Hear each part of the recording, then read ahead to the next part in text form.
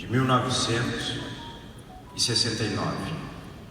500 arquitetos se reuniam neste auditório para o 8º Congresso Brasileiro de Arquitetos.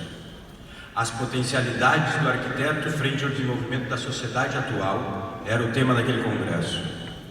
Daqui se dirigiriam a Buenos Aires para o 10º Congresso Mundial de Arquitetos.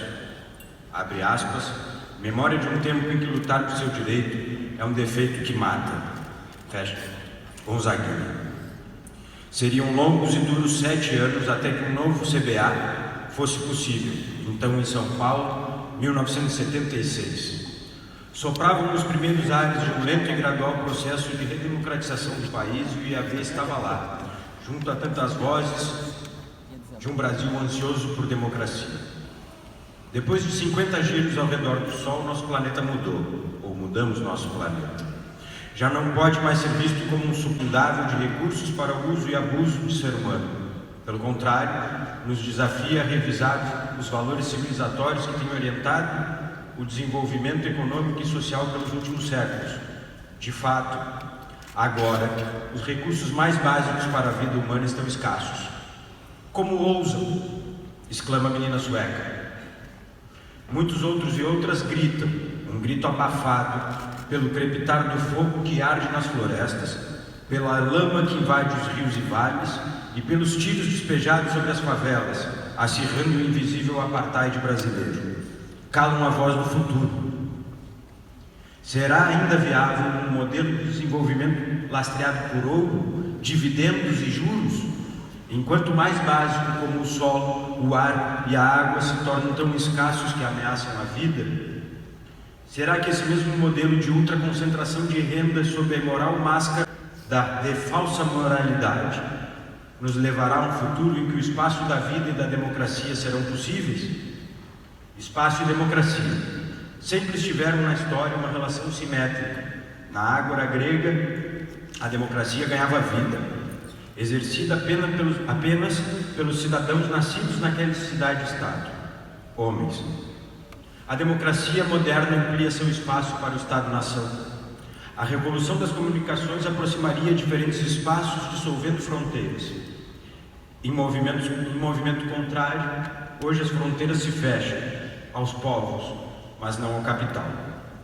Todos os mundos, um só mundo, tema da UIA 2020, grita a arquitetura do século XXI, se opondo a esse atraso que avança a passos largos, como sempre são os passos do autoritarismo e da barbárie, enquanto os da democracia são lentos, posto que debatidos, posto que acordados.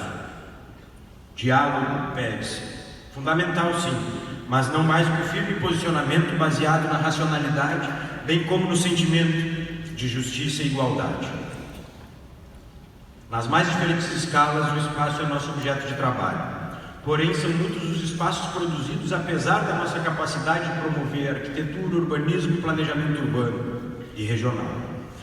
Por outro lado, somos cada vez mais arquitetos e arquitetas. São grandes os desafios a fim de unir as duas pontas, os quais demandam reflexões e ações tanto no âmbito estrito da ciência e da técnica, quanto sociais, culturais e políticos.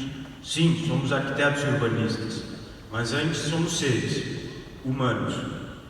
Vivendo em comunidade, somos também seres políticos, e como nos lembra nosso homenageado Clóvis Eugen Fritz, quem não faz a política, sofre a política dos demais. Assim, mais que um convite, uma convocação, façamos a política, desde nossa identidade profissional, claro, o que só nós podemos fazer, ou poucos além de nós, podem fazer com a devida competência. Nossos agradecimentos a todos e todas que tornaram esse congresso possível, Direção Nacional e Conselho Superior do IAB por apostar em nós. As entidades estaduais e nacionais de arquitetos, co-irmãs, ao CAL, fundamental para ampliar nossa capacidade de aprimorar e expandir a arquitetura e urbanismo.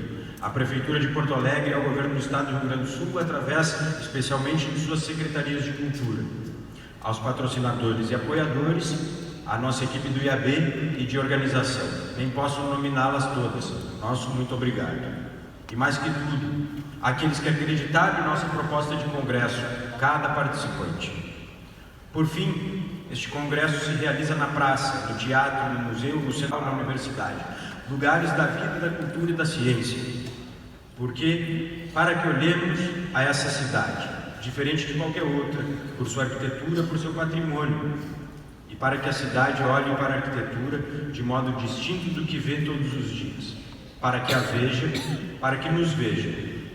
Sejamos cada um de nós, durante os próximos 3 dias, interlocutores da arquitetura e urbanismo para todos e todas. Façamos da Praça da Alfândega a ágora da arquitetura brasileira. Viva a ciência, viva a cultura, viva a educação. Viva a arquitetura, a cidade e o ambiente. Viva o espaço para o livre pensar sem censura. Viva a democracia.